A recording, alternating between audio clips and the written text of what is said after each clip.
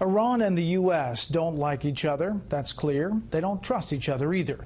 It is against that backdrop that negotiators from the two countries meet in Vienna to talk about their agreement over Iran's nuclear program.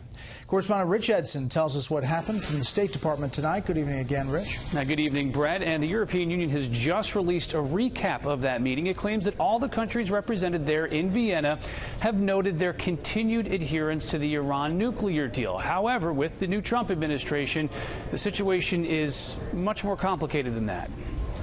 The signatories of the Iran nuclear agreement are meeting in Vienna, and for the first time, the United States under the Trump administration has joined them.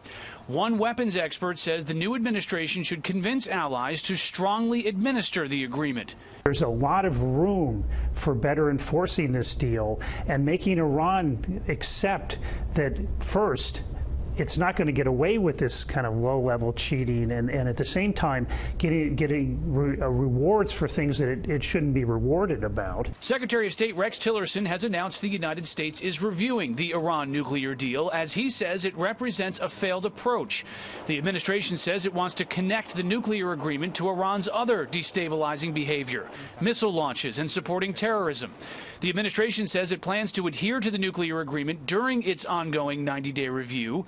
One Republican senator and member of the Foreign Relations Committee says the U.S. and its allies should focus on how to constrain Iran after provisions of the nuclear agreement expire. In just a few short years, they have a patient pathway to a nuclear bomb. And so what happens, we have to work with our allies around the globe once again to address what happens when this deal expires. In announcing its review of the Iran nuclear agreement, Secretary Tillerson also pointed out Iran continues to imprison several American citizens on false charges.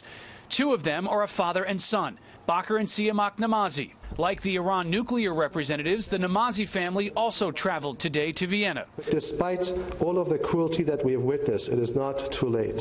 I urge the Iranian government to step back before my father or brother, or both of them, die in their custody. Namazi's attorney tells Fox News a senior administration official in the U.S. delegation confirmed just before the beginning of the talks that the United States would press Iran hard to release the Namazis. And as the representatives prepared to meet in Vienna, Politico published a piece resulting from its investigation into the Iran nuclear deal. It claims the Obama administration agreed to drop charges against 14 Iranians suspected of helping armed terrorist groups, infuriating prosecutors and damaging U.S. efforts to prevent weapons from spreading. There's people that think that this whole effort to sort of keep the counterproliferation effort in check, the law enforcement element of it, while they got the deal done, has harmed the process going forward, perhaps indefinitely.